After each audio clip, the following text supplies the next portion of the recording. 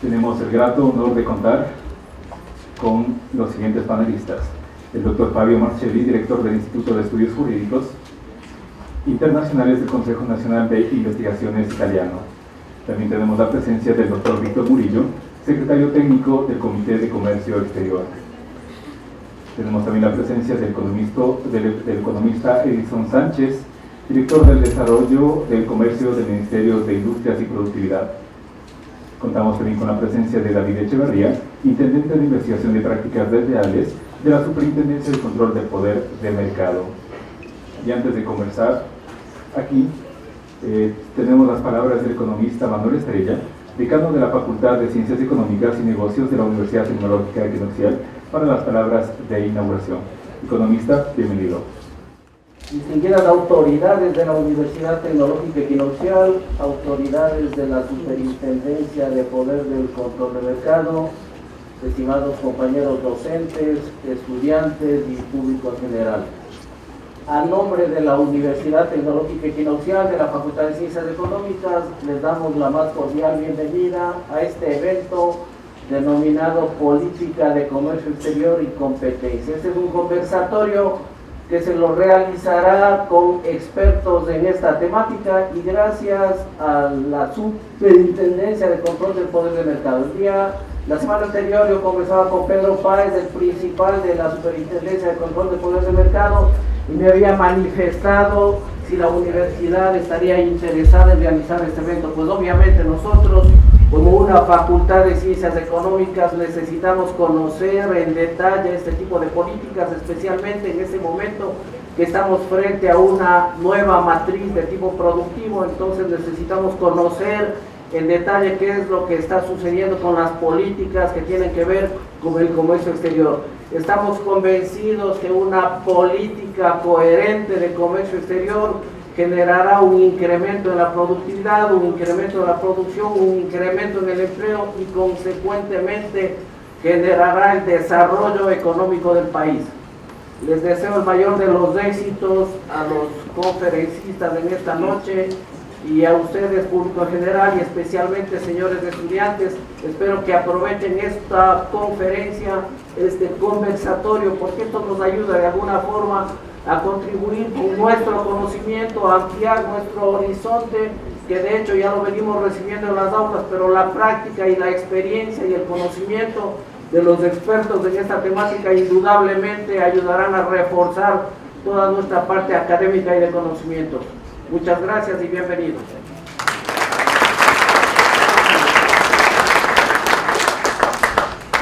Agradecemos las palabras del economista Manuel Estrella, decano de la Facultad de Ciencias Económicas y Negocios de la Universidad Tecnológica Equinoccial, por las palabras de inauguración. Enseguida damos el paso al doctor Fabio Marcelli, director del Instituto de Estudios Jurídicos Internacionales del Consejo Nacional de Investigaciones italiano. También es dirigente de la Asociación de Juristas Demócratas a nivel nacional, europeo e internacional. Es autor de 10 libros y más de 90 artículos sobre argumentos de derecho internacional, europeo y constitucional. Doctor Fabio Marcelli, bienvenido. Mucho estar aquí en esta universidad, en la linda ciudad de Quito, ciudad que ya tuve la oportunidad de visitar en otras ocasiones. Esa es mi cuarta vez en Ecuador y pienso que sea muy importante desarrollar unas relaciones de cooperación, de intercambio científico y humano entre Italia y Ecuador. Entre otras cosas, tuvimos la oportunidad de recibir en Roma, en la Universidad de Roma 3, hace pocos meses, el ministro de Asuntos Exteriores de Ecuador, el señor Ricardo Patiño, que dio una conferencia, tengo que decir, muy participada por profesores, estudiantes de la Universidad de Roma 3, así como más recientemente tuve la oportunidad hace un par de semanas de participar a un encuentro con el embajador de la República de Ecuador en un barrio de Roma, por decir que hay una relación que se construye, y la experiencia de Ecuador está particularmente apreciada por parte de sectores del pueblo italiano, de la comunidad científica italiana, en particular de la comunidad de los juristas que yo aquí represento, por las experiencias que Ecuador supo realizar en tiempos recientes, que son experiencias muy, quiero decir, iluminadoras y que muestran una posible vía por la solución de problemas que son problemas que en este mundo tocan, quiero decir, afligen a prácticamente todos los países, sobre todo el tema de la deuda externa. Aquí en Ecuador se realizó con la conclusión hace prácticamente 5 años y medio, y tuve la oportunidad de asistir a la presentación del informe final de la Convención de Auditoría sobre la Deuda Pública, que se realizó en Quito en el mes de noviembre del año 2008, con la participación del presidente de la República de Ecuador, el señor Rafael Correa, que fue un hecho muy importante, esto de la Comisión de Auditoría, un proceso muy importante porque el tema de analizar cómo surgió la deuda en los varios países es un tema que interesa a los ecuatorianos como interesa a muchos otros estados del mundo, y a este punto no solo a los llamados estados en vía de desarrollo, sino también a los estados que ya más o menos, bien o mal, más mal que bien por ciertos aspectos, se desarrollaron. Por ejemplo, el estado italiano de donde vengo yo, que actualmente tiene una deuda muy fuerte que constituye un vínculo pesado que impide políticas en varios sectores, que también estaba conversando también con los otros exponentes aquí, los señores exponentes de los varios ministerios, hablando de la belleza de Italia.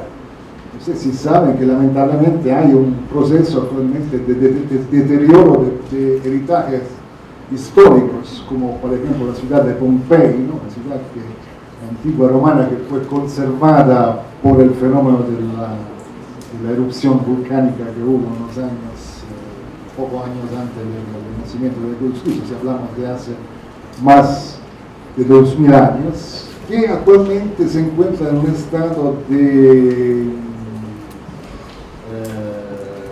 escasa atención por parte de las autoridades competentes, también por falta de recursos financieros. Pero es un problema que afecta un poco todos los aspectos de la vida social y cultural en Italia y también en otros países europeos. Grecia es otro ejemplo triste, lamentablemente.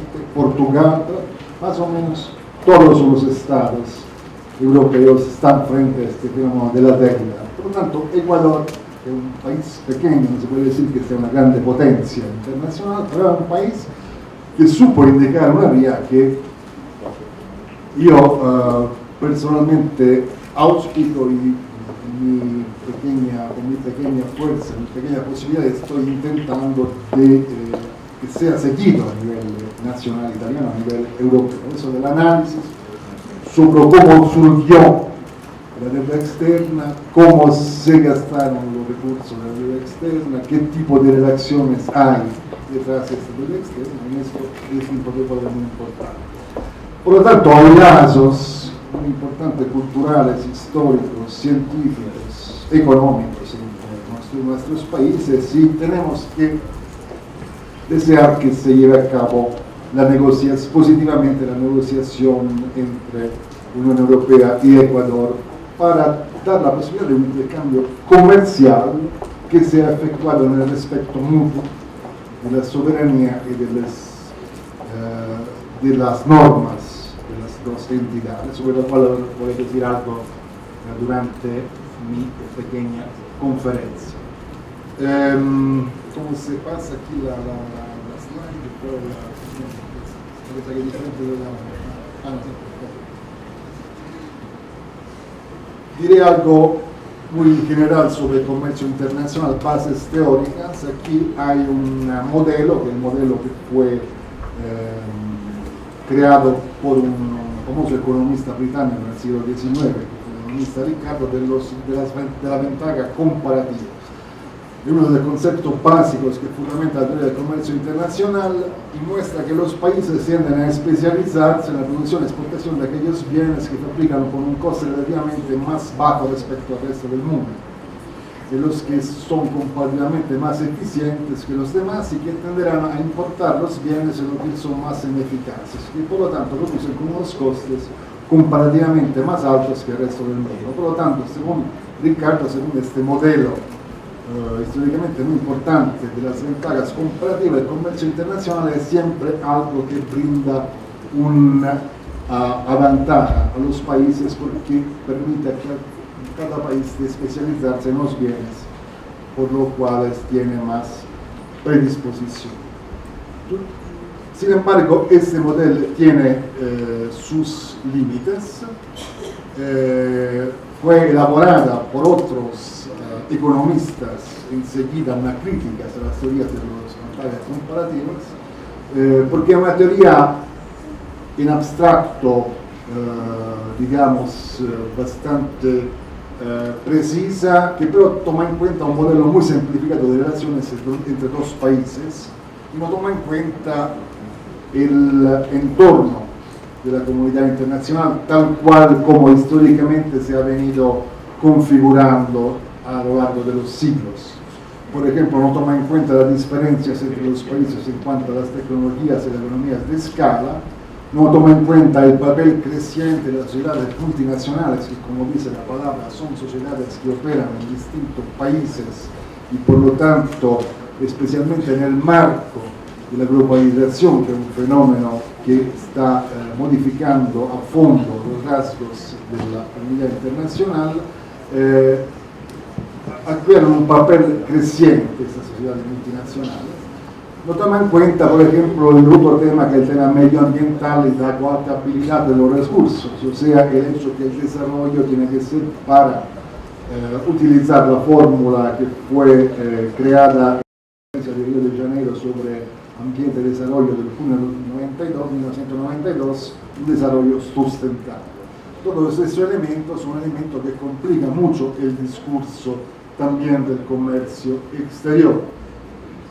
Hay problemas actuales, el tema del comercio internacional fue fuertemente impulsado a lo largo de los años por una organización que al principio no era una organización, o sea, hasta hace poco no era una organización, era simplemente un conjunto de acuerdos, que era el acuerdo de los GATT, acuerdo General Agreement on Tariffs and Trades, el acuerdo general sobre los aranceles y el comercio, que se dedicó en el marco de estos acuerdos, los países se dedicaron a bajar progresivamente los aranceles para facilitar el comercio internacional.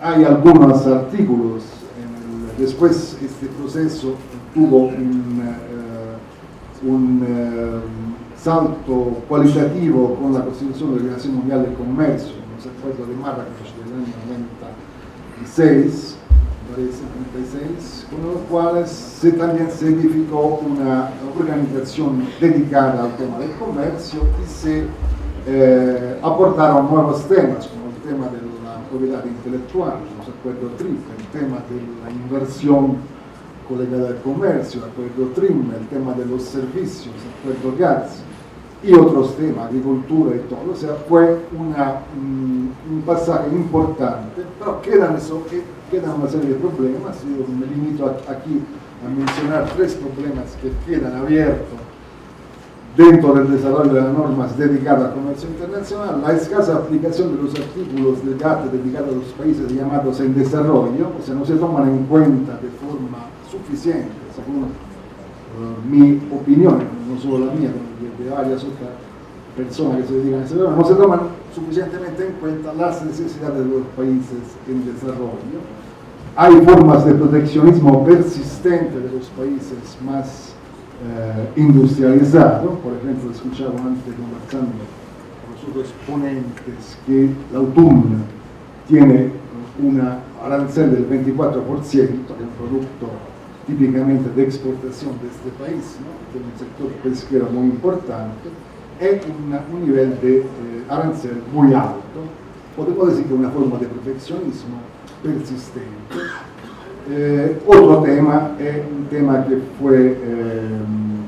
vino a la atención con los remedios para los enfermos de SIDA en África del Sur, ma que es más amplio el tema de los accesos a productos, por ejemplo, farmacéuticos, que tienen un costo excesivo y algunas de las normas presentes actualmente en el GAP impiden a las personas de adquirir en varias situaciones remedios genéricos que tienen naturalmente un puesto mucho más bajo.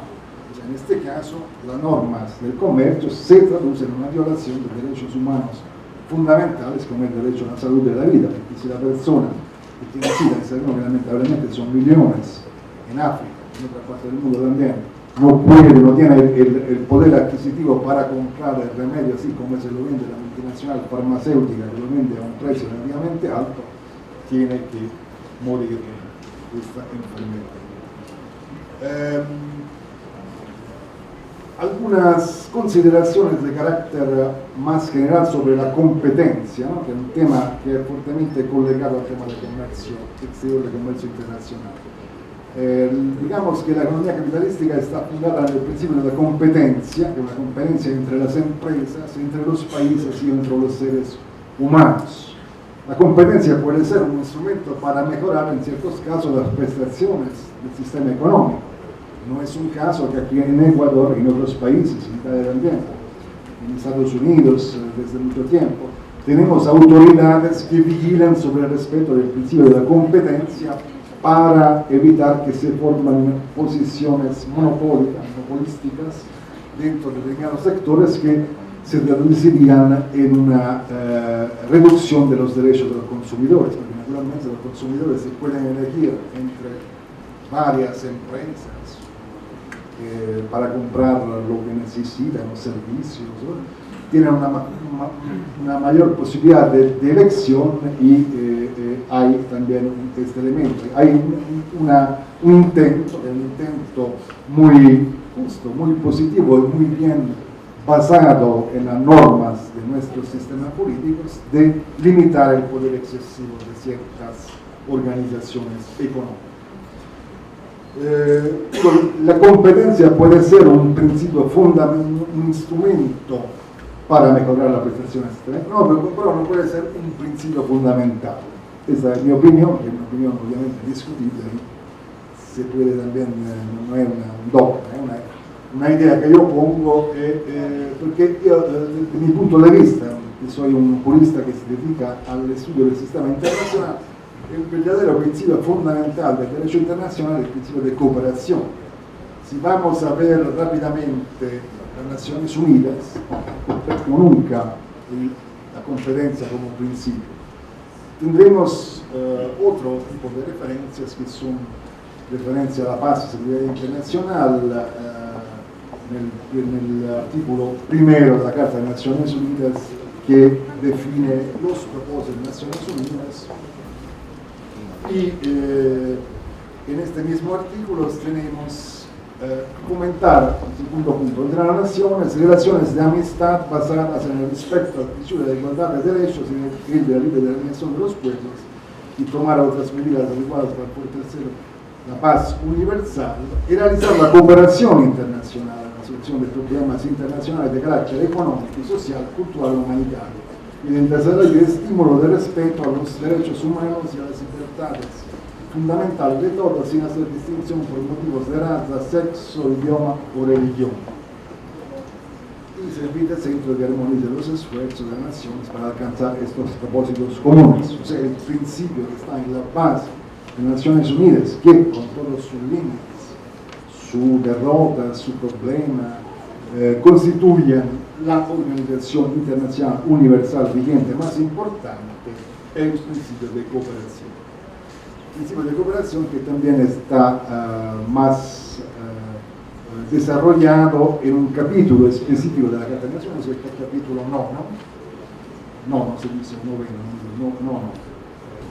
noveno, de la Carta, que es dedicado a la cooperación internacional económica y social. Aquí es importante el artículo 55, que dice con el propósito de crear la condición de estabilidad y bienestar necesaria para la relación pacífica y amistosa entre las naciones, basada en el respeto del principio de igualdad de derechos y de eliminación de los pueblos. La organización promoverá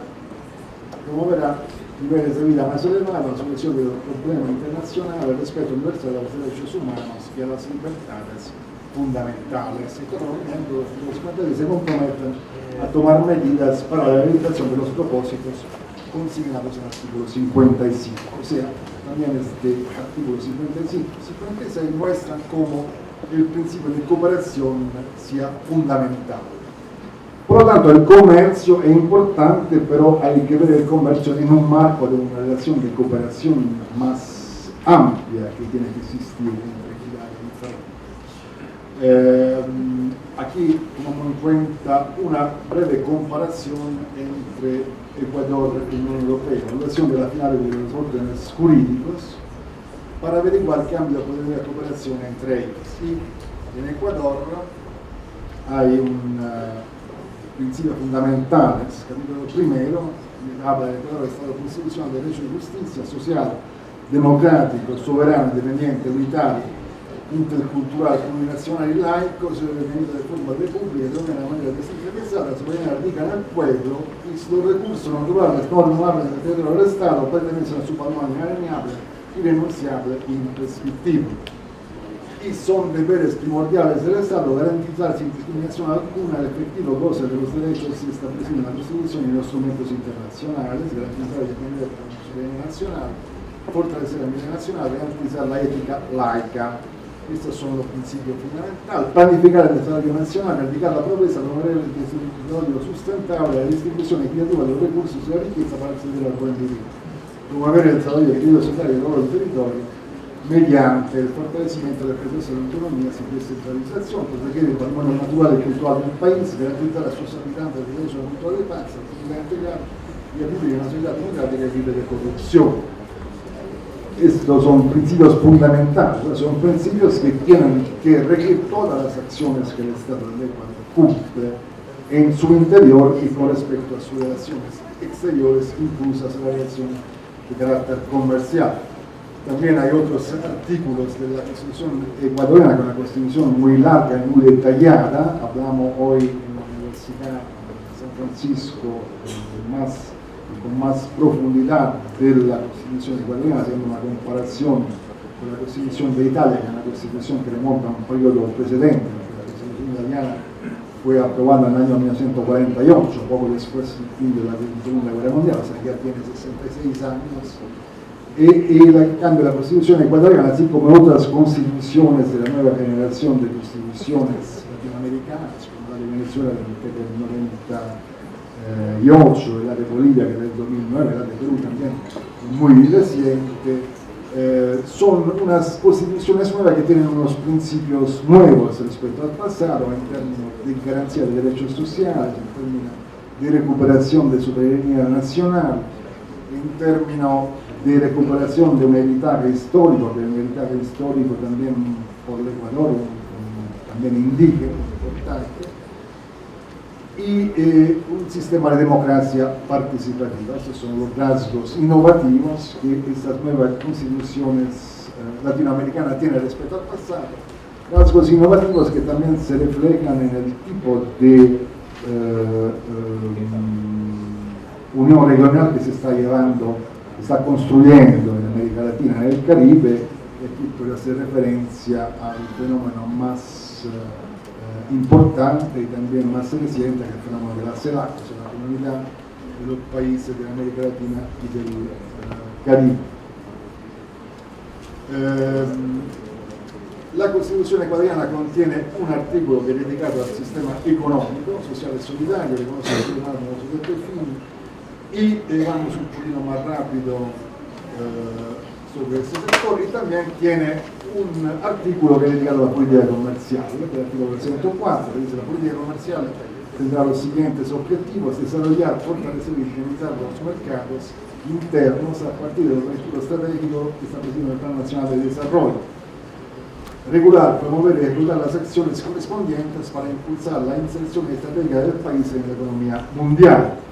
O sea, dos elementos, ambos muy importantes. De un lado, una política comercial que tiene que ser coherente con el plan de desarrollo económico interno, y de otra parte, la inserción de Ecuador en la economía internacional. Fortalecer el aparato productivo de la producción nacionales, contribuir a que se garantice la soberanía alimentaria y energética y se reduzcan las desigualdades internas, impulsar el desarrollo de las economías de escala y de comercio justo, evitar las prácticas monopólicas y oligopólicas, particularmente en el sector privado, y otras que afecten el funcionamiento de los mercados. Y eso también está desarrollado en el artículo 335 con la definición de política de precios orientada a proteger la producción nacional, establecerá los mecanismos de sanción para evitar cualquier táctica de monopolio y oligopolio privados o de abuso de posición de dominio del mercado, y el comercio justo que minimice la distorsión de la intimidación y promueva la sostenibilidad.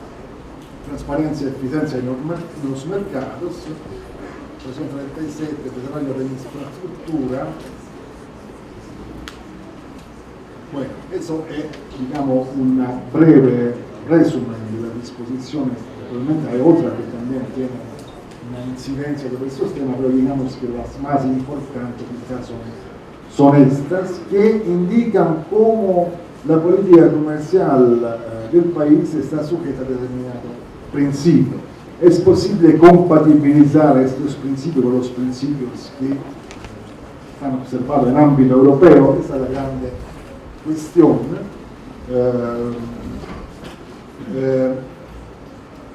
Hay, según yo, espacios de posible convergencia. Me puse aquí a recordar algunos aspectos de los tratados europeos. Ustedes saben que el Tratado Europeo actualmente, después de la última reforma que se llevó a cabo en Lisbona, son dos: uno el Tratado de la Unión Europea, que contiene los principios más importantes, el otro el Tratado ahora llamado de Funcionamiento de la Unión Europea, el antiguo Tratado de la Comunidad Económica Europea, que contiene aspectos más de detalles relativos a la política en una serie de sectores, incluso el sector comercial. También en este caso nos referimos empezando a los principios, disposiciones comunes, artículo primo del Tratado de la Unión Europea, objetivos comunes, una unión cada vez más estrecha entre los pueblos de Europa, y en la cual las decisiones serán tomadas de la forma más abierta y próxima a los ciudadanos que sea posible. Uno se fundamenta en los tratados. Como digo, el artículo 2 contiene los valores en los cuales se fundamenta la Unión: respeto a la dignidad humana, libertad, democracia, igualdad, Estado de Derecho, respeto a los derechos humanos, incluidos los derechos de la persona perteneciente a minorías. Pluralismo, no discriminación, tolerancia, justicia, solidaridad e igualdad entre mujeres y hombres, o sea, valores, digamos, ampliamente condivisible. Artículo 3, como finalidad promover la paz, su valor y el bienestar de sus pueblos. Espacio de libertad, seguridad y justicia, eso es un tema que se refiere a los ciudadanos europeos. Mercado interior, eso es un punto muy importante, porque todos estos principios, estos valores, que son valores muy altos y muy importantes. De hecho, la Unión se caracteriza, y esto es su grande límite, por una prioridad en el aspecto económico, o sea, como el mercado interior. Eso es lo que la Unión, detrás de son muy importantes las afirmaciones de valores y todo eso, pero desde el punto de vista concreto, la Unión es sobre todo un mercado interior. El objetivo de construir un mercado único entre sus varios miembros ha estado a lo largo de los años.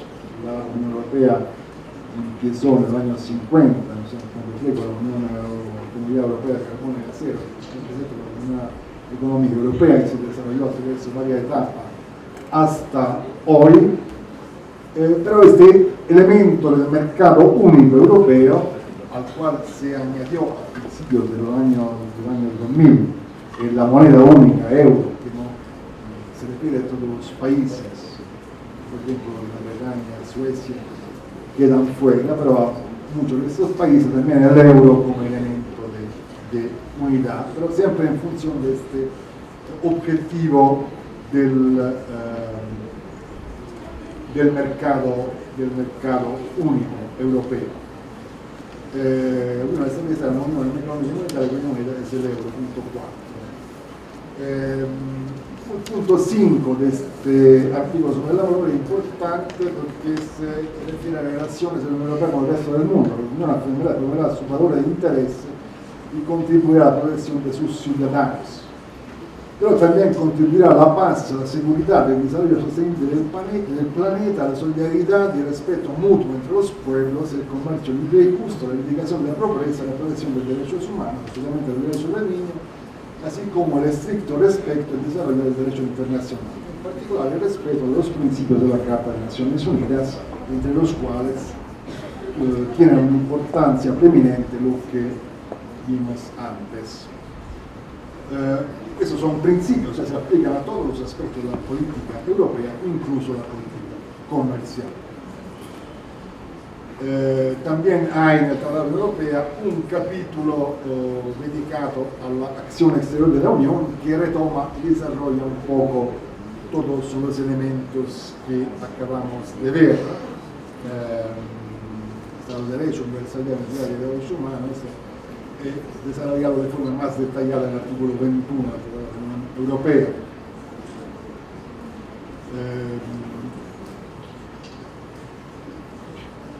Vamos más rápido, si no acabemos dentro del tiempo previsto y no quiero ser demasiado rápido, porque la otra intervención es mucho más interesante que la mía y espero que haya también un espacio para el debate. Otro punto interesante en el marco de este discurso sobre el tratado, el acuerdo comercial entre Ecuador y la Unión Europea, el punto, la letra E del artículo 21 del Tratado de la Unión Europea, que habla de fomentar la integración de todos los países en la economía mundial, entre otras cosas, mediante la supresión progresiva de los obstáculos al comercio internacional. Es una referencia precisa a la acción del GATT, pero también a una acción autónoma que la Unión Europea, en cooperación con otros estados, puede llevar a cabo en este sector del comercio internacional. Pero también contribuir a elaborar medidas internacionales de protección y mejora de la calidad del medio ambiente, de la gestión sostenible de los recursos naturales, ayudar a las poblaciones, países y regiones que se enfrenten a catástrofes naturales de origen humano, promover un sistema internacional basado en una cooperación multilateral sólida en la gobernanza mundial. La Unión respetará los principios y perseguirá los objetivos mencionados en los apartados 1 y 2 al formular y llevar a cabo su acción exterior en los distintos ámbitos cubiertos por el presente título y por la quinta parte del Tratado de Funcionamiento de la Unión Europea, así como en aspectos exteriores de demás políticas. O sea, no se puede concebir una política comercial de la Unión Europea que prescinda de estos principios.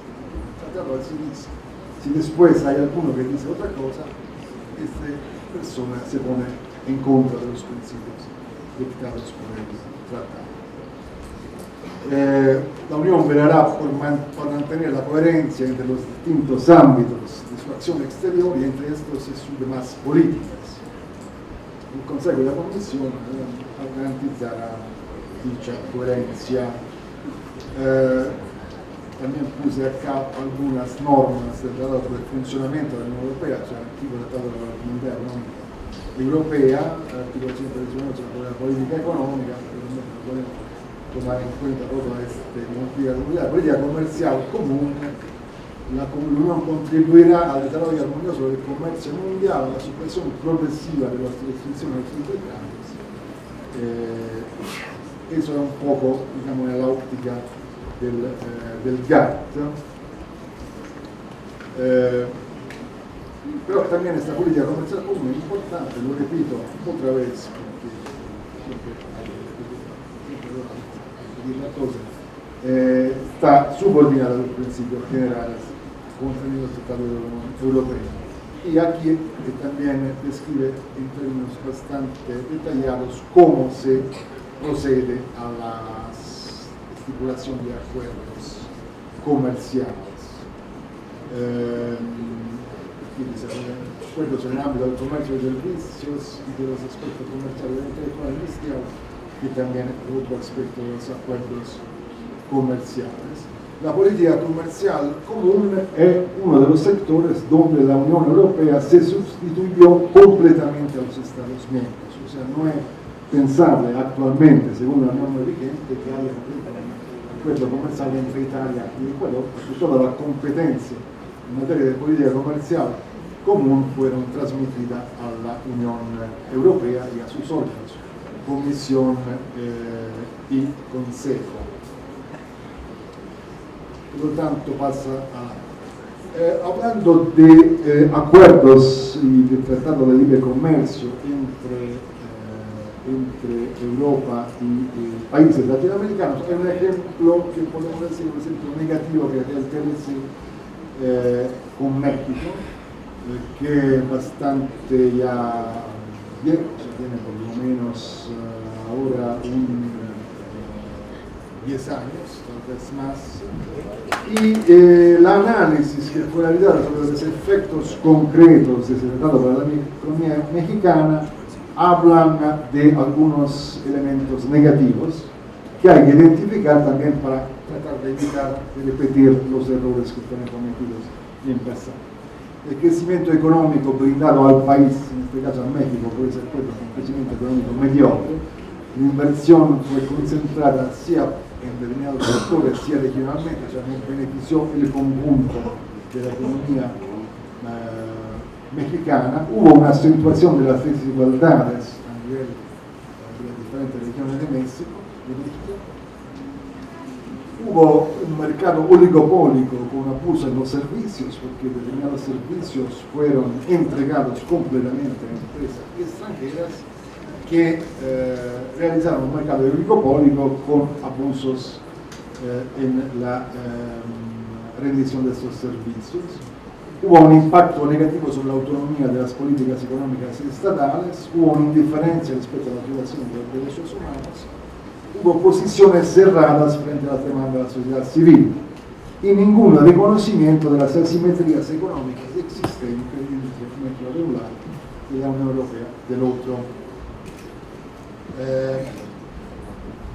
Hay un debate aquí en Ecuador, del cual escuché algo en estos días, precedencia, acuerdo de comercio o interés. Digamos que el tema no puede ser solo un tema de nombres, o sea, no es que se cambia la sustancia de una cosa si se le cambia el nombre. Al nombre tiene que corresponder una sustancia diferente y en esta óptica el TLC está caracterizado por no observar las simetrías entre las economías y el hecho de perjudicar a varios sectores productivos, lo que se pone en directo contraste con algunas disposiciones constitucionales de la República de Ecuador, sobre la cual tuvimos en precedencia. Bueno, Ecuador perderá en diciembre de este año también un elemento de urgencia del sistema general de referencia arancelaria. Exporta frutas, legumbres, plantas, pescado, café, té, bebidas, tabaco, madera.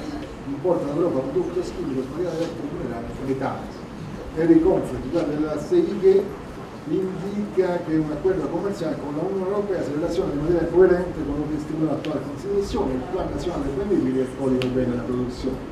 Si no se da acuerdo, se pueden perder 283.000 empleos, con lo cual no están directos. Por lo tanto, hay una serie de elementos que también hay que tomar en cuenta que señalizan cómo la estipulación de un acuerdo de comercio internacional con la Europea podría brindar efectos positivos muy concretos a la economía de Ecuador. Menos porque llegamos a sugerencias conclusivas, decidí de ser más sintético también en base a la experiencia de la mañana, y también porque tenemos aquí otros ponentes. Sugerencias conclusivas: definir y delimitar exactamente el marco del intercambio, o sea, sujetar las inversiones a un control en caso que el acuerdo prevea intervenciones de parte europea, con el control puntual desde el punto de vista de los intereses del Estado y del pueblo ecuatoriano de respeto a los principios constitucionales, prevé una cláusula que permita la constante averiguación de los aspectos de intercambio e inversiones respecto a la regulación de los derechos humanos de la protección ambiental, que son elementos importantes sea a nivel internacional, sea a nivel de la Constitución ecuatoriana. Esto me parece que sea todo. Agradezco por la atención.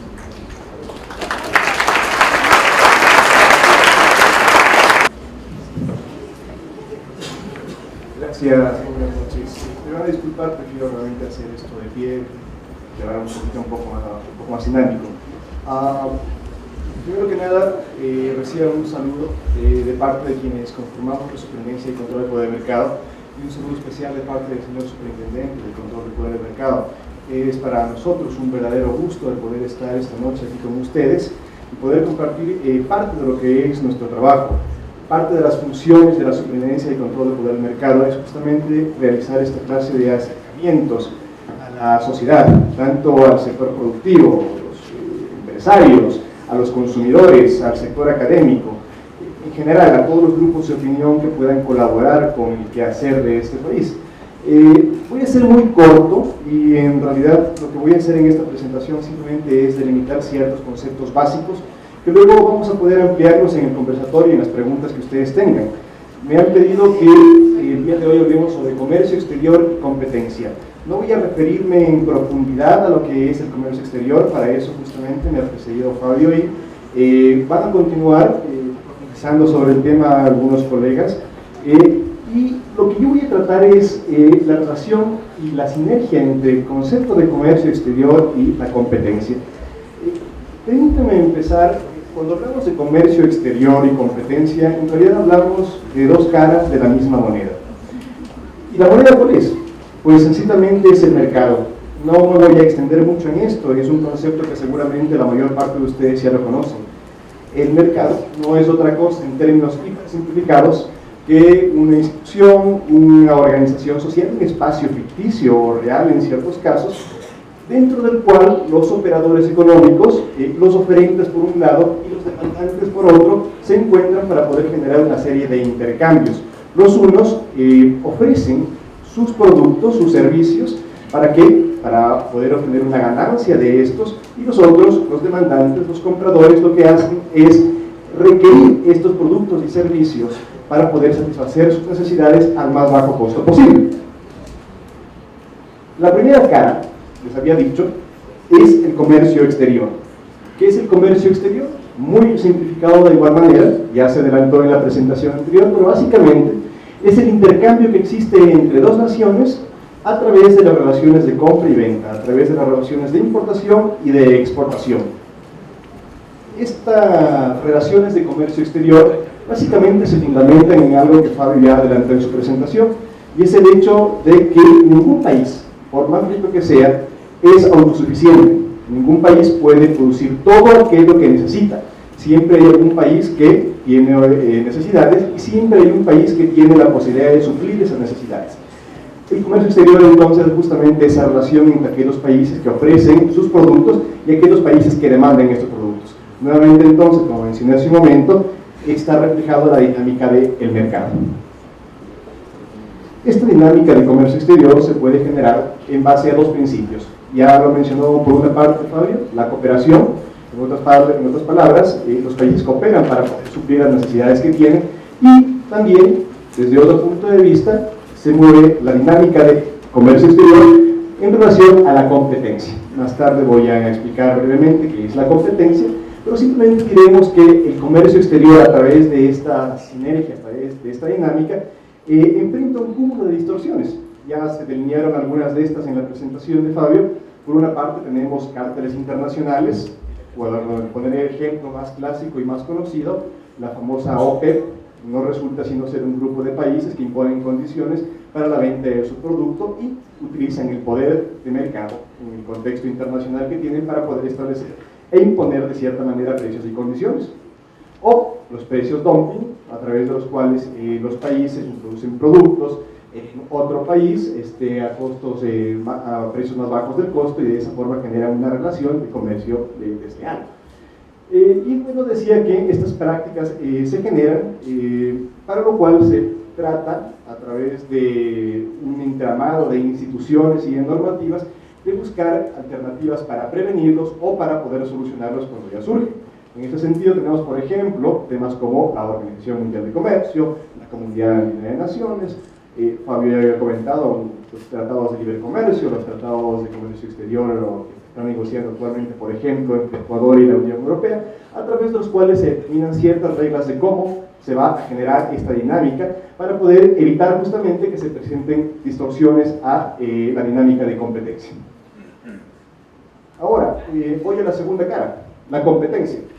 La competencia, ya aterrizada en el contexto nacional, pues no es nada más que una característica de los mercados nacionales que entrañan los procesos dinámicos mediante los cuales los oferentes y los demandantes se encuentran para poder ofertar sus productos y demandar sus productos. En otras palabras, es la transpolación de lo que sucede a nivel internacional. Ahora bien, ¿qué es esto de la competencia en realidad? Pues no es nada más que la forma en la que se tratan de establecer los precios y suplir las necesidades de los demandantes. En otras palabras, cada oferente que tiene una cantidad de productos, lo que hace es tratar de ser más atractivo al consumidor y al usuario para que éste le prefiera, para que éste le escoja y lo premie. ¿Y cómo lo premia? Pues en el contexto del mercado, a través de dinero, a través de el pago por esos productos y servicios. Y de esta manera se busca ser mejor, se busca ser más eficiente, se busca tener mejores productos, mejores servicios y prevalecer en el mercado. Este básicamente es el contexto de cómo funciona la competencia, tanto en los mercados nacionales. Ahora, ¿cuáles son los efectos del comercio internacional en los mercados nacionales? Pues la competencia en sí, como más o menos ya se comentó anteriormente, no es ni bien, ni buena, ni mala en esencia.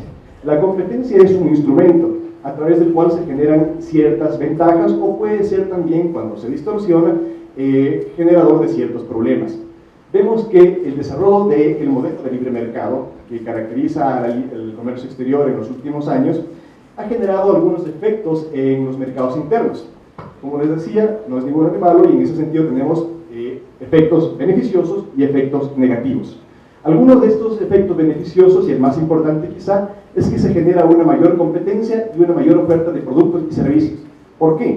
Porque tenemos la posibilidad de los consumidores acceder no solamente a lo que nos está ofreciendo el mercado nacional, sino también a podernos beneficiar de aquella oferta que viene de otros países y que puede tener innovaciones tecnológicas, puede ser más acorde a nuestros gustos, y muchas veces esa dinámica justamente de competencia entre los productos internacionales y los nacionales que va a generar un beneficio para nosotros, porque podemos tener un mayor universo de cuál escoger y mejores condiciones que van a caracterizar a cómo escogemos al producto que deseamos adquirir. Pero, por otra parte, tenemos sus efectos negativos, y en ese sentido hemos escogido tres. El avance de los procesos de concentración, por ejemplo, es característico, es paradigmático, que en México, a través de los procesos de integración, se hayan reducido las empresas de oferta automotriz. ¿Por qué? Porque si bien en México originalmente existían 50 empresas que ofrecían vehículos, con el desarrollo del libre comercio se generó un proceso de ingreso por parte de operadores económicos que posiblemente tenían un poder económico mucho más grande que los operadores internos, y los fueron adquiriendo poco a poco. De tal manera que de los 50 operadores que en un principio existían, terminaron con 10 operadores económicos. Ahora, eso ya voy a comentarlo más adelante, no es en esencia malo. Sin embargo, lo que sí genera es un proceso de concentración que deriva en un poder de mercado. Que el poder de mercado es simplemente aquella facultad que tienen los operadores económicos para poder imponer las condiciones de transacción, cuando se sabe que son únicos, cuando se sabe que tienen el suficiente poder para imponer esas condiciones, y que no importa lo que el resto de competidores, lo que los consumidores, lo que los usuarios hagan o deseen, porque no hay nadie más que les ofrezca. Eso básicamente es una de las primeras. Otra de los efectos negativos de estos procesos de libre de comercio exterior, que han repercutido de manera negativa en los mercados internos, es la generación de carteles. Los carteles o los acuerdos anticompetitivos, pues no es otra cosa que aquello cuando los operadores económicos deciden dejar de competir. Si es que el día de hoy tenemos a 5 operadores económicos, cada cual va a pugnar por ofrecerles a ustedes un mejor producto a un mejor precio. Y entonces, ustedes van a venir a donde mí, que soy el primero, y les voy a ofrecer un vaso de agua a $5. Y ustedes van a decir, está demasiado caro. Entonces van a ir al segundo y el segundo les va a decir, sí, yo te ofrezco a $4 y sucesivamente hasta que lleguen al que lo ofrece a $1. ¿Cuál van a escoger ustedes? Aquel que lo ofrece a un mejor precio y una mejor calidad. Esa es la competencia y ese es el beneficio que ustedes van a poder encontrar. Pero ¿qué es lo que pasa cuando estos 5 operadores económicos se ponen de acuerdo y eliminan la competencia y en lugar de decir, quiero esforzarme por ser mejor, por tener más consumidores, dicen, lo que yo quiero es sacar más rentabilidad, es sacar un mejor rédito. Y entonces les digo a mis amigos, con los cuales me reúno, y en lugar de competir, en lugar de poner precios distintos, o en lugar de esforzarnos por sacar mejores productos, por innovar, pues lo que hacemos es simplemente, en adelante vamos a poner el precio único de $10, ya ni siquiera de 5, vamos a subirlo a $10. Y entonces, cuando ustedes deseen ese mismo vaso de agua, y acudan a mí, les voy a decir que cuesta $10. Ustedes van a decir que está muy caro. Y van a ir al segundo, y también les va a decir que cuesta $10. Y el tercero lo mismo, y el cuarto lo mismo, y el quinto lo mismo. Y en ese caso lo que sucede es que se elimina la posibilidad que ustedes tienen de escoger y se genera una condición terrible para el mercado, porque se elimina la competencia en beneficio únicamente de explotación por parte de aquellos operadores cartelizados. Esta es una de las características que se ha generado a través del comercio internacional y pongo uno de los ejemplos más claros y paradigmáticos que se ha generado en el mundo en los últimos años, y es el famoso cartel de la linaza. Muchos de ustedes pues quizá conozcan que la linaza es la pequeña hierbita que muchos toman para adelgazar, para tener un mejor sistema digestivo. Pues resulta que los mayores operadores de linaza a nivel mundial se reunieron, me parece que fue en algún país de Alemania, y señalaron que iban a hacer lo que les acabo de decir, en lugar de despecer el agua, lo hicieron con la linaza. Y generaron un cartel a nivel internacional. Y no solamente que dijeron en el mercado en Ecuador vamos a hacer esto, sino dijeron en todos los países en los que tenemos operaciones de intereses vamos a generar esta clase de dinámica de competencia. Fijaron precios únicos y fijaron condiciones. Y evidentemente quien salió perjudicado de todo esto fueron los consumidores y los usuarios, y por supuesto las economías nacionales de los distintos países en los cuales tuvo efecto de este cartel. Y finalmente otro de aquellos efectos negativos que hemos encontrado es, por ejemplo, las dificultades que se generan en los procesos de investigación y sanción. Vuelvo al caso anterior, el cártel de la linaza. Resulta mucho más fácil si es que yo como autoridad de competencia genero un allanamiento o una cárcel que tiene efectos en el país, digamos que a los que están vendiendo agua, que se han puesto, generado un acuerdo anticompetitivo, me es más fácil investigarles. ¿Por qué? Porque voy a sus empresas, con la policía, hago un allanamiento, encuentro sus computadoras, busco sus archivos y encuentro las evidencias. Pero ¿qué es lo que pasa cuando estoy en Ecuador? Y resulta que este acuerdo anticompetitivo no se generó aquí en Ecuador, sino que se generó en Japón. Y los acuerdos y los correos electrónicos o los archivos de físicos se encuentran en las oficinas de Japón o en algún hotel de Japón. ¿Cómo me resulta a mí sencillo como autoridad nacional el poder entrar a investigar y encontrar elementos de convicción para poder determinar que existe o no existe ese cartel? Ese es otro de los efectos negativos que se genera a través de la relación entre el comercio internacional y los mercados nacionales en relación a la competencia. Ahora, ¿qué es lo que pasa cuando encontramos estos problemas? Pues los países tratan de buscar soluciones. ¿Cuál es la solución? La primera de esas y la más elemental, de la cual llevamos una mora respecto de las primeras legislaciones de más de 100 años, estoy hablando, por ejemplo, de los Estados Unidos, de la Sherman Act de 1890, recién nosotros en el año 2011 encontramos la primera solución o el primer elemento o el primer mecanismo para poder contrarrestar esta clase de problemas, que es justamente una legislación y una autoridad que puedan actuar en relación al funcionamiento de los mercados. Tanto así que se emite la Ley Orgánica de Regulación de Poder de Mercado en el año 2011 y en el año 2012 se nombra al Superintendente de Control de Poder de Mercado a partir de fecha a partir de la cual empieza a ser operativa esta autoridad. La Ley Orgánica de Regulación y Control de Poder de Mercado, ustedes, les voy a dejar la presentación si gustan, en términos muy simplificados, básicamente lo que busca es tratar de que los mercados, o velar por que los mercados funcionen de una manera adecuada, porque los competidores, los oferentes, se comporten de una manera leal, que participen en esta pugna por ver quién se deba la preferencia de ustedes, los consumidores y los usuarios, a través de medios adecuados, a través de un mejor precio, a través de una mejor calidad, a través de mejores condiciones. Esto es lo que busca la ley, que se mantengan los operadores, los competidores, como dice su nombre, compitiendo, y que no se generen esta clase de carteles, esta clase de mentiras del mercado, esta clase de distorsiones. Ahora es importante aclarar, o más bien es importante señalar, que el ámbito de la ley establece que están sometidos a la jurisdicción de la Ley Orgánica de Regulación y Control de Poder del Mercado y de la Superintendencia de Control de Poder del Mercado, todos y cada uno de los operadores económicos, tanto operadores, personas naturales, personas jurídicas, públicas, privadas, nacionales, y esto es lo importante en relación al comercio externo internacional, también aquellas personas jurídicas, también aquellos operadores económicos extranjeros, en general, que tengan con unos fines de lucro, pero que tengan efectos en el país. En otras palabras, si que tenemos un cártel, por ejemplo, el de la Linaza, que resulta que tiene efectos en el país, no importa que las empresas no estén domiciliadas acá. Si es que sus actos tienen efectos en el Ecuador, entonces tenemos la posibilidad, con todas las dificultades que en su momento acabo de mencionar, pero tenemos la facultad legal de poder entrar a investigar y sancionar si es que es del caso. Eso básicamente es lo que hace la Ley Orgánica de Regulación y Control del Poder del Mercado y la Superintendencia. La Superintendencia, para simplificarlo nada más, tiene 5 ámbitos específicos de acción, de trabajo. El uno es abogacía de la competencia, no tiene nada que ver con los abogados, es simplemente abogar por la competencia, abogar porque se creen las condiciones adecuadas para que se pueda competir.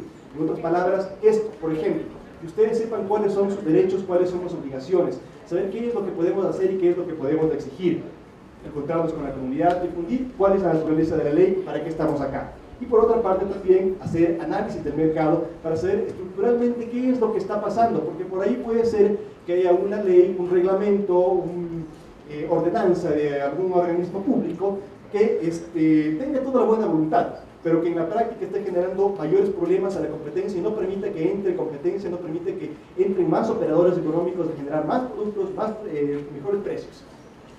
Concentraciones económicas. La concentración económica es simplemente cuando dos operadores económicos o más operadores económicos dejan de competir y deciden, usando la figura muy conocida por todos, creo yo, la famosa fusión, es decir, deciden el día de hoy somos dos, el día de mañana decidimos convertirnos en una sola empresa o varias empresas.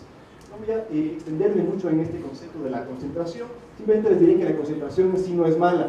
Lo único que hacemos como superintendencia es analizar si es que esos procesos de concentración van a generar efectos perniciosos o van a generar mayores efectos negativos de los que podrían generar beneficios para la sociedad, para la competencia. Y si es que es así, negamos o no autorizamos las competencias, y si es que por otra parte encontramos que no hay ningún problema, damos carta blanca para que los operadores económicos se concentren. El abuso del poder del mercado, el acuerdo de prácticas restrictivas, las prácticas desleales, ya es un control que debe hacer la superintendencia ex post, es decir, cuando se ha generado una conducta anticompetitiva, una conducta que no estaba autorizada por la ley, algo que es sancionado por la ley, entramos a investigar conclusiones cuasi policiales, podemos hacer allanamientos, podemos hacer inspecciones, tomar testimonios, requerir cualquier clase de información, y si es que es del caso y encontramos alguna clase de prácticas anticompetitivas o desleales, procedemos a poner las sanciones que correspondan y las medidas correctivas. Los beneficios de la Ley Orgánica de Regulación y Control del Poder del Mercado en esta sinergia de comercio exterior y competencia. Les dejo la presentación para que lo lean, simplemente quiero darles ideas muy generales. Pues básicamente estimula la inversión porque genera mejores condiciones para que los operadores nacionales y extranjeros puedan invertir, protege a los actuales empresarios de prácticas anticompetitivas o desleales, salvaguarda los derechos constitucionales de la empresa, de la propiedad y del trabajo. ¿Por qué? Porque resulta que si el día de mañana una empresa es víctima de una práctica anticompetitiva y tiene que salir del mercado, no solamente que sale del mercado, sino que también sus trabajadores se quedan sin empleo, por ejemplo.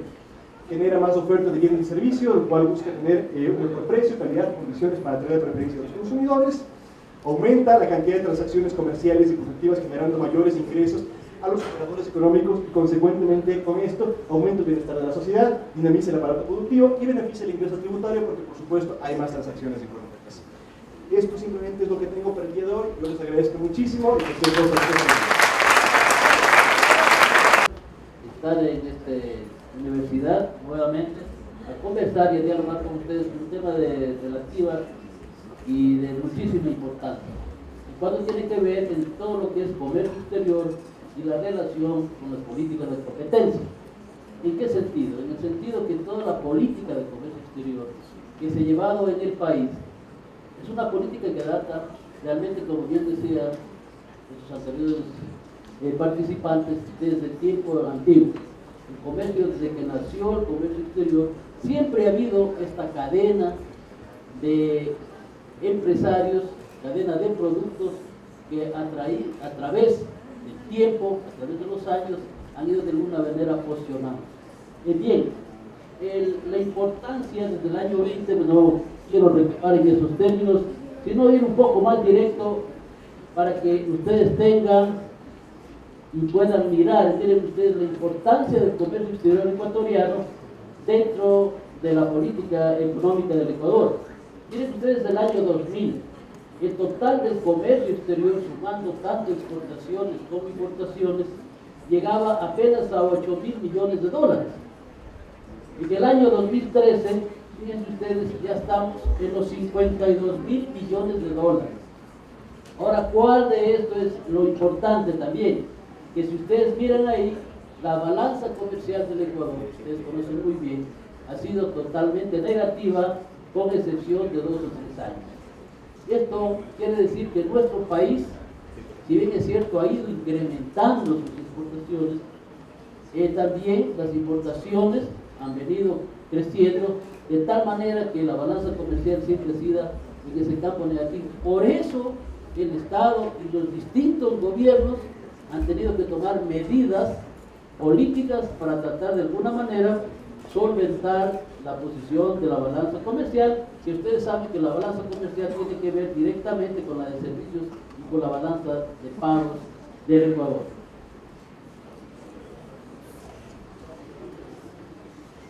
Miren ustedes el peso que ha tenido desde el 2000, el peso del petróleo con las exportaciones tradicionales y no tradicionales. Miren ustedes, en el año 2000 el petróleo, si bien es cierto, tenía el 49% de peso en el comercio exterior, las tradicionales igual el 26% y las no tradicionales 24%. Más o menos ustedes, para que vean, si bien es cierto, se han incrementado las exportaciones, se ha incrementado el comercio exterior, pero siempre ha tenido esa tendencia, ¿verdad? El petróleo, base fundamental de la economía ecuatoriana, y las exportaciones de productos agrícolas. En los últimos años ha tenido, como ustedes ven, un repunte de todos los productos no agrícolas, no petroleros, fundamentalmente por las políticas que optaron los gobiernos de turno, y especialmente este gobierno, para tratar de impulsar ciertos productos que tienen mayor valor agregado dentro de la matriz productiva. Esto es importante. Y esto hace que nuestro país, vean ustedes, al ser un país exportador de materias primas, siempre hemos tenido esa posición de tratar nosotros, ¿verdad?, de tener, y se ha tenido normalmente un deterioro de los términos de intercambio por la situación de los productos agrícolas. En los últimos años, por la situación que ustedes ven del comercio mundial, donde China e India se han constituido un mercado importantísimo, realmente ha hecho que el valor de las exportaciones de nuestras materias primas vayan incrementando. Eso hace también que también otros productos con valor agregado hayan tenido un peso significativo dentro del comercio exterior. Como ustedes ven, pues siempre, como les he dicho, las exportaciones han tenido ese peso importante, y un caso importante es el banano. Miren, el banano ha tenido un peso fundamental siempre dentro de los productos, ¿verdad?, tradicionales. El problema que hemos tenido con el banano sigue siendo nuestro país hasta ahora el principal país exportador mundial del banano, aunque no seamos los principales productores. Hay otros países, Brasil, que son los productores, pero en este sentido el país también ha tenido problemas por la posición de los países desarrollados en contra muchas veces de las políticas que tienen contra los países de Latinoamérica y del área del dólar. En ese sentido, por ejemplo, la Unión Europea, que hoy hablaba el profesor, la Unión Europea tiene muchos convenios que tienen entre los países de la Unión Europea y los excolonias, los ACP, donde de alguna manera privilegian a todas las exportaciones de estos países de las excolonias. El acuerdo último de Cotonú hace ese privilegiar y lo que pasa, eso afecta en forma indirecta al comercio exterior y a las exportaciones de los países en desarrollo, fundamentalmente, por ejemplo, de banano. Tal es así que esa afectación, por ejemplo, del banano, a nosotros nos ha valido que en la Organización Mundial de Comercio implantemos unos 2 o 3 paneles.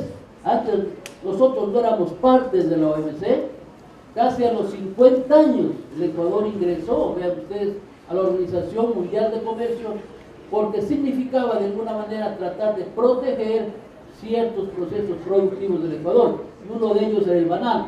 El Ecuador ganó los 3 paneles y ahora tenemos una posición algo así cierto, medio ventajosa, cómoda, pero no tanto como la tiene hoy en las últimas negociaciones que hicieron de los TLCs de Colombia y los países centroamericanos, donde la situación es mucho mejor, es diferente, porque ellos pagarán en 5, 8, 10 años un arancel de 75 euros por tonelada, y nosotros estamos sobre los 100 y pico.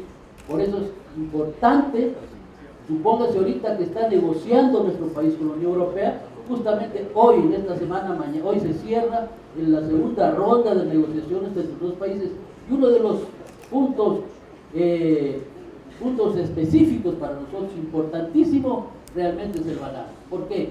Porque aparte de que Europa constituye para nosotros nuestro principal mercado de productos no petroleros, el banano es uno de los países de los productos más importantes, y por tanto hay que verle de esa manera, porque tras del banano están miles de fuentes de trabajo, ¿verdad?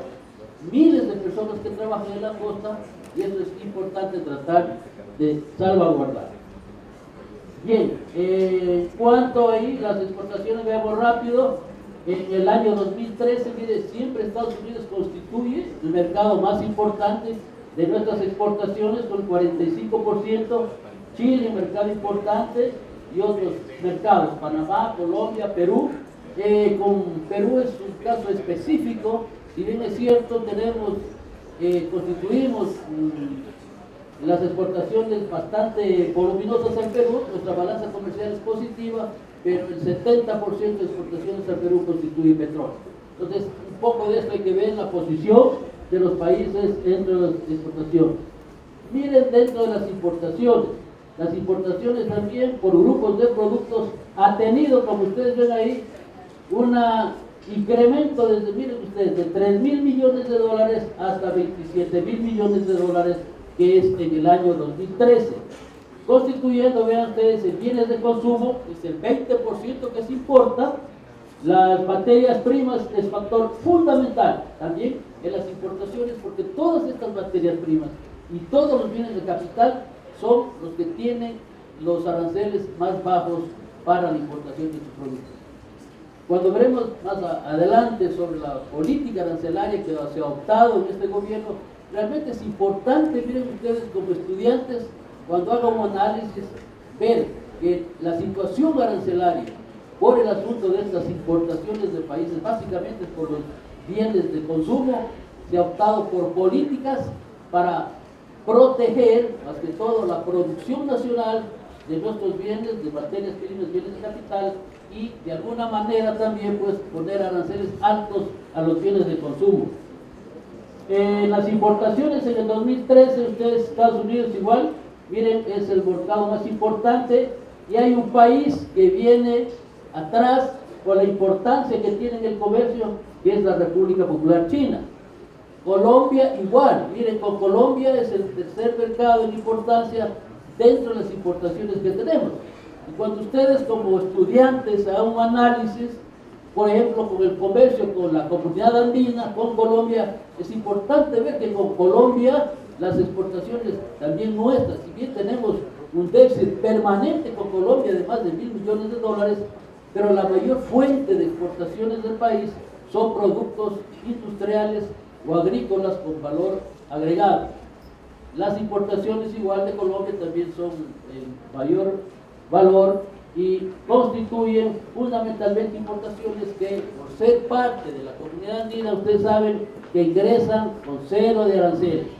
Todos los productos de los países que tenemos estos convenios internacionales, llámese Comunidad Andina, llámese Mercosur, son países con los que nuestro comercio en las dos vías es prácticamente recíproco, entra con cero de aranceles. Entonces, en ese sentido, cualquier exportador nuestro, para entrar a esos mercados no tiene ningún problema. Igual, por supuesto, pues los países, los empresarios de esos mercados pueden entrar al Ecuador con cero de ingresos arancelarios. Les decía que las medidas arancelarias han tenido un factor fundamental dentro de la economía del Ecuador. Perdón que yo estoy chuchando.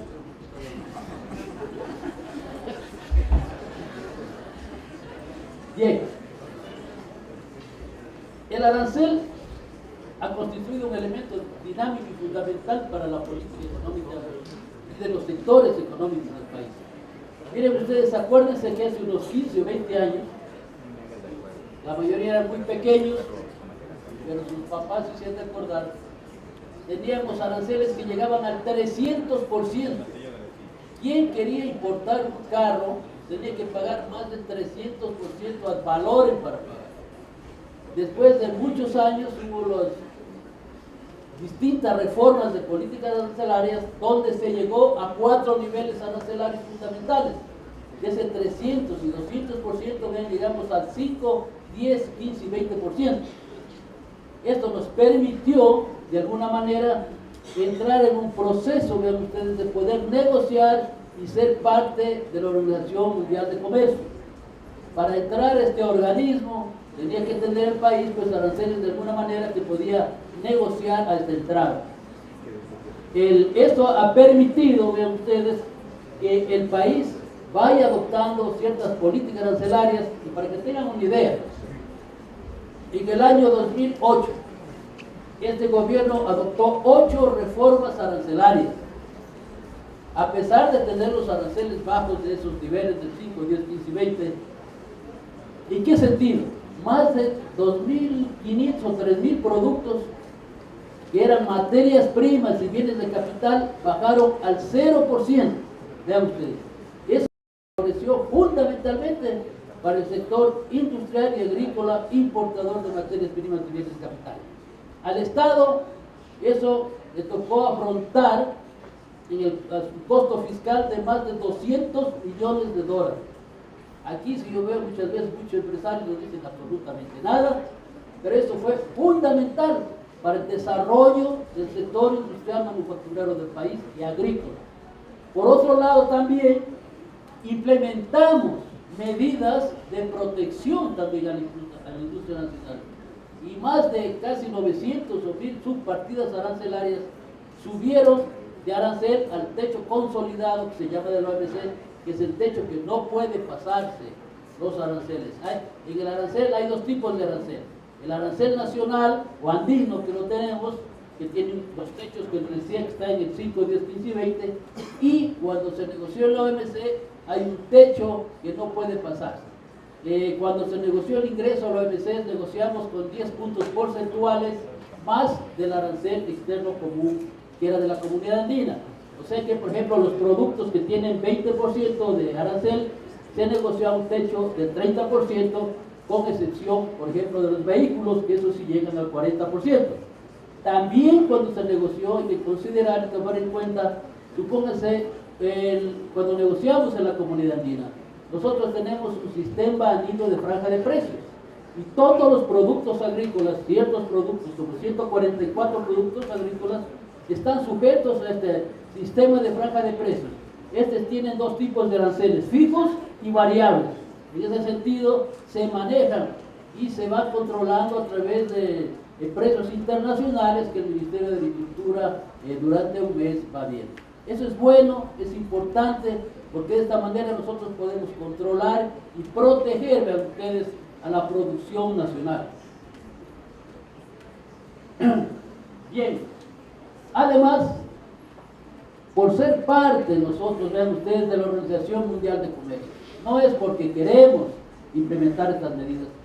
El Ecuador, cuando ingresó a la OMC el 21 de enero del 96, no me equivoco, nosotros ingresamos dentro de este organismo internacional y consolidamos estas políticas, estas aranceles para todos, más de 6, 7 mil productos. Por otro lado, al ser parte de la OMC el país directamente es adhiriente de los múltiples acuerdos que existen en la OMC. El acuerdo de servicios, el acuerdo de obstáculos técnicos al comercio, el acuerdo de propiedad intelectual, el acuerdo de inversiones, el acuerdo de medidas sanitarias. Miren, si ustedes ven todos estos acuerdos que están negociados en la OMC y que son parte de la ley del Ecuador, ojo, el ingreso del Ecuador a la Organización Mundial de Comercio fue firmado por el presidente de la República en ese entonces y aprobada por el Congreso Nacional. Así que ese es también el marco legal del comercio internacional, se parte de ahí, de la Organización Mundial de Comercio, porque tenemos obligaciones y derechos. Y por eso es que cualquier negociación que realiza un país dentro de nuestro ámbito de más de 150 países que somos parte de este organismo mundial, tenemos que respetar más o menos las negociaciones que se han tenido. De eso usted puede negociar menos, por supuesto, que lo importante o lo que le interesa pues al país es que nos abran más mercados los otros países. También esto es importante considerar que cuando se entró a este organismo internacional, siempre, como bien decía el profesor, había un trato en el GATT anterior muy malo para los países en desarrollo. A posteriori, en las negociaciones de la OMC, de alguna manera se fortaleció este trato, se llama especial y diferenciado para los países pequeños. ¿En qué sentido? En el sentido de que de alguna manera tenemos, por supuesto, tiempos más largos para desgravaciones, tenemos procesos de cooperación para los países y tenemos de esta manera que aprovechar, ¿verdad? Nuestros países, por ejemplo, si un país nos da una desgravación arancelaria inmediata, nosotros tendríamos chance de desgravarnos en 5 o 10 años más. Siempre en este sentido hay esas ventajas, no más de eso. Muchas veces se piensa que con la OMC se va a tener también toda la libertad para hacer las políticas a los países en desarrollo. No, señor. Siempre en este sentido es importante que de alguna manera los acuerdos que existen en la OMC sirven para dictar políticas internas, y es en ese sentido que el ministerio y los ministerios del Estado han optado también por acuerdos para proteger la producción nacional. Miren ustedes, ¿qué es lo que está haciendo, qué ha hecho el Ecuador en este sentido? Aparte de las medidas arancelarias y no arancelarias que son permitidas en la OMC dentro de su medida específica y dentro de su acuerdo básico. En medidas para la defensa de producción nacional en exportaciones. Miren ustedes, ¿qué hay ahora? Hay provisión de exportaciones, que se puede hacerlo como parte del proceso. ¿A qué estamos prohibiendo? Miren ustedes, es importante. Chatarra de hierro y cobre, y cueros y pieles. ¿Por qué se hace esta prohibición? Es lo único que se puede prohibir, es para proteger a la producción nacional. Esto en chatarra, vean señores, ha permitido al Estado generar unos 100 millones de dólares de sustitución de importaciones. ¿Por qué? En vez de importar la chatarra, lo que hemos hecho, prohibir la exportación de chatarra, que vaya a las industrias nacionales productoras de hierro. Y a los señores recicladores de chatarra se han favorecido con el precio y con la calidad de su chatarra para que sea procesada y producida aquí. Igual en cueros y pieles se permite temporalmente la exportación para proteger y para ayudar a nuestro sector productivo, especialmente de la sierra. Esto es importante, miren estas medidas que de alguna manera protegen a la producción. Existen también cupos de exportación de la misma chatarra. Cuando existe demasiada oferta en el mercado, puede como una llave el país autorizar cierto cupo de exportación para que aflojen los precios y los precios no sean bajos y no les afecta a los exportadores. El azúcar está puesto ahí, ¿por qué? Porque dentro de las exportaciones de azúcar, vean ustedes, tenemos un cupo de exportación de azúcar a los Estados Unidos de América. En ese sentido es a precios mucho mejores que los precios normales. Y aranceles a exportación fundamentalmente no existen, existe solo para café, nada más, y cacao, pero cuando se pasa de cierto límite los precios del café. Si pasa creo que de 150 a 160, entra automáticamente a funcionar un arancel que hasta ahora no lo va a funcionar. Hay las medidas de defensa comercial para proteger las prácticas de comercio. Esto es importante porque de alguna manera está ligado a lo que es las medidas de competencia.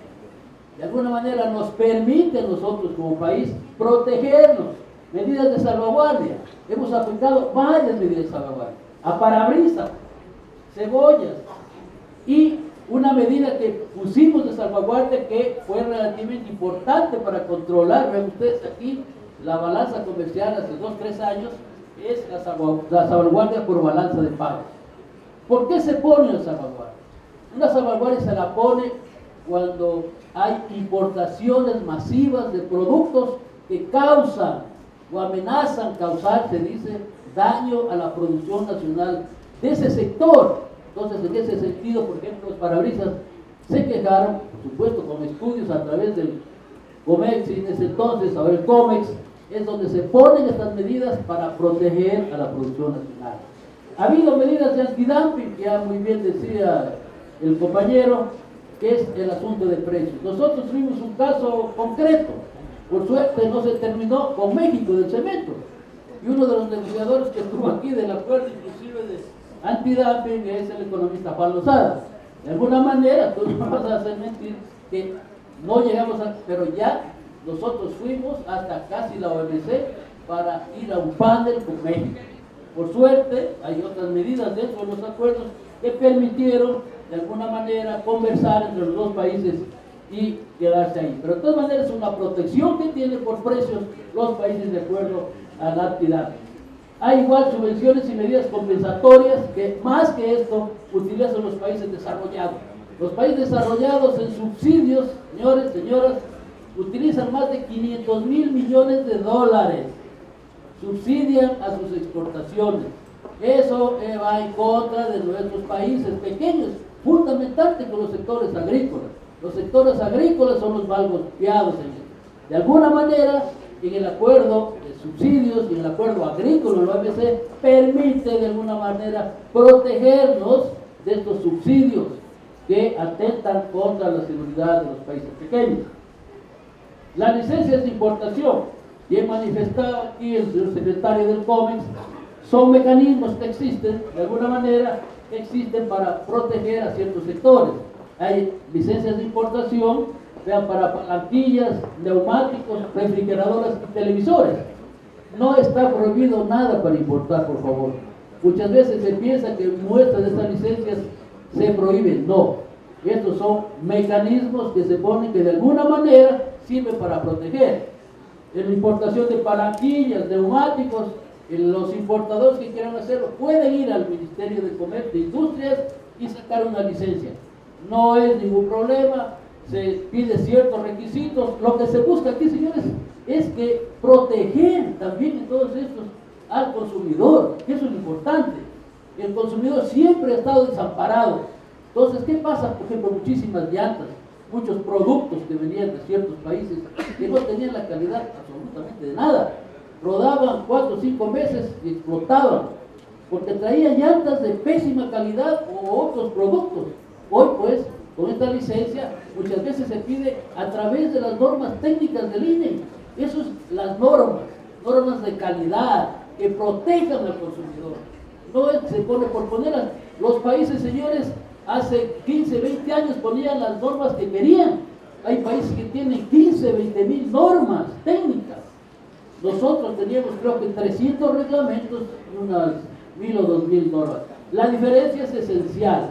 Una norma técnica no es obligatoria. La reglamento técnico es obligatorio. Es importante que los países ahora están tratando y se protegen. ¿Por qué? Para proteger la calidad de sus productos y proteger al sector consumidor.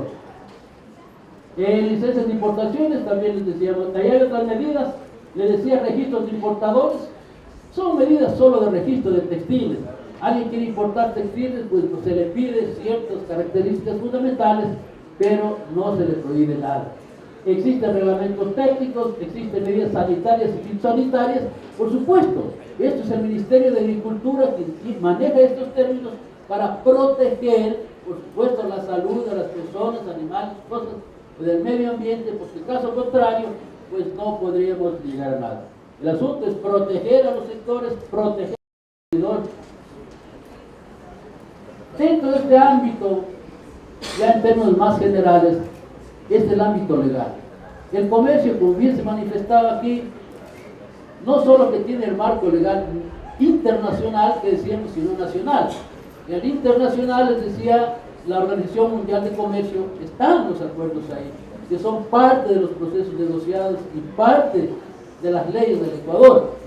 Están lo que se negoció en la Comunidad Andina. Un poco la Comunidad Andina está medio descuidada, pero miren ustedes, en la Comunidad Andina, todo lo que se ha negociado no solo ha sido aranceles, que se entra, que decía, con 0%, sino que son una serie de medidas que van desde las medidas técnicas, medidas arancelarias, no arancelarias, van hasta medidas ambientales, educacionales, se tienen convenios, vean, se hacen convenios de salud, de trabajo. Entonces, la Comunidad Andina ha sido un factor importante para que nuestros países también tengamos esta homologación de políticas que sirvan para mejorar el comercio exterior ecuatoriano.